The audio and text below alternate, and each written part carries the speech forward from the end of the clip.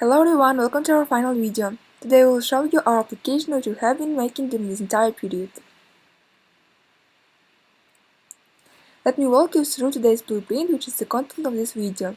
We decided to show you the application on only one platform in order to fit the all functionality, and also each member of the team will show a part of the application and some functionality. In more detail, then everyone will first talk about the personal work. I will report all the work in general. Aida will talk about her perform personal functions and overview on the design, modes, dark and white, and general view of the application, the main page of the application. Then Almaz will talk about his perform personal functions and overview on generating QR codes and statistics pages. And Alihan about perform personal functions, review on the assignment of QR codes to the product and the operation of scanner. Let me remind you what application we have. It's a shelf application with program accounting of goods and sales. It allows you to store product and sales data in one place. Next to him, the necessary information is always at hand. We use the Scrum methodology, organized, release, or discussed everything in the chat. We have such a table in Trello. Here I follow the work of each of us. It's very useful platform. Then, what have I done for the entire period? Identifying ideas and prioritizing them was my job. Often drastic measures had to be taken in the process. I also set the time and did the time management of the whole team and the personal one. I needed to organize communication between team members and directly maintain communication with everyone. And in the end, I had to keep track of the process and make sure that we are in time with our plan. Now about the technologies that we used. Here's our main stack of technologies. Aida used Star, Figma, Canvas, and Google to do some research, and Almas used Android on Android Studio environment using Kotlin language and some kind of libraries. Alihan used Swift language on Xcode environment and also the same kind of libraries, and they talk about these libraries and platforms later. Now let's give the floor to the others and take a look at the application. Hello, I'm Aida and I am UI UX design of our team. For this project, I had responsibilities which are analyzing the audience and different applications of similar activities and creating application design. Firstly, I started from researching the audience in order to know all pros and cons. I found out several articles about the benefits and applications, made some notes, highlighted the necessary information, and looked for details. So, you can see here some articles that helped me. After researching, I made a sitemap. It is a diagram of the application where I created pages by their priorities. It helped me and my team to simplify, trim off unnecessary pages, and keep what's important. So you can see here some pages, each of them have their own functions. For example, the main page is an acceptance list where you can view all products, create and check by QR. Next, here is white and dark mode of our app. So there is a general list of product with the name, quantity, price and overall price. After, you can switch on to another page where you can add product. Here you can see name, actual and original price. This is generated QR code, and this is how it looks adding a new product. So you give name, actual price and original price. After that you can add it. My name is Almas. I want to show the statistic page and QR code generator page. So in the statistic page we have the total earning and the awesome bar plot with the product, top 10 popular products by the overall quantities.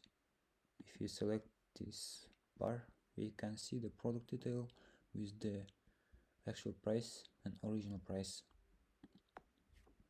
So in the coding stuff, we see here that we iterate all over these all products transactions, and we subtract original price from the actual price to get the total earning. Then we sort it by the descending order to get the popular products. Then we take the 10 products to get the top 10 products.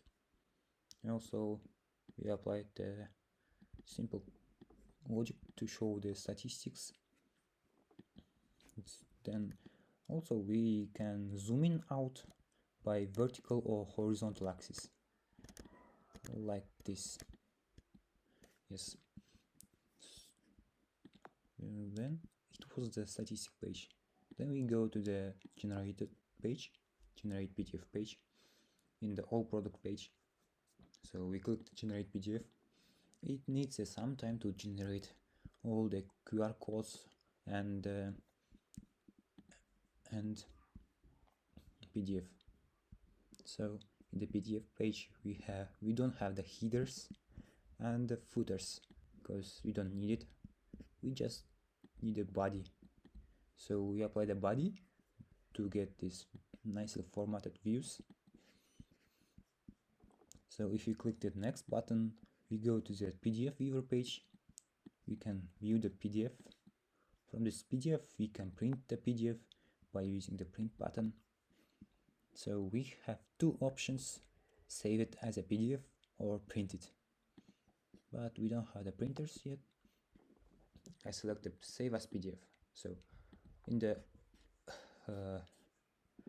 these options, we select the paper size, color, orientation, portrait and landscape, and the pages. We can arrange it. So we save it PDF. For the testing purpose, I will save as QR codes 88. If you go to the files, you see here the QR codes 88.pdf. So from this we can code it out and pass it for our products and scan it. That's all. Hello, my name is Alihan and I'm an iOS developer, and now I'm going to explain you how our mobile application works. I will go through the most important parts of code and try to explain it in simple words. So let's start with the model of our app. The model is how the data stored in the program. So here's the model called item. We have its name as a property, actual price, original price, and quantity. Now let's move to items view controller. It is the page which is responsible for representing items as the list. So here you can see the items, array of items, where items are stored, and table view is the UI component that is displaying the items in this list. So here we have a function called add item. What it does, it simply appends an item to our list, to our array of items, and then reloads the data. Why we need this? Because each time we append an item, we have to refresh our component, UI component, table view, and reload its data. So to add an item, actually we need the QR code. We have to scan the QR code. So the class which is responsible for this is this scanner view controller. And I'm not going to explain in detail what it does because it can be too complicated and boring. So basically what it does, it takes an input from the camera and processes data which it takes to find out if there's a QR code or not. So let's see how it works on the demo. And here user taps a button and scans the code and adds an item.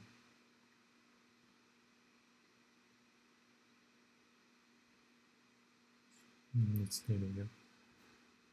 So that's all I wanted to show you. Thank you for watching. Goodbye.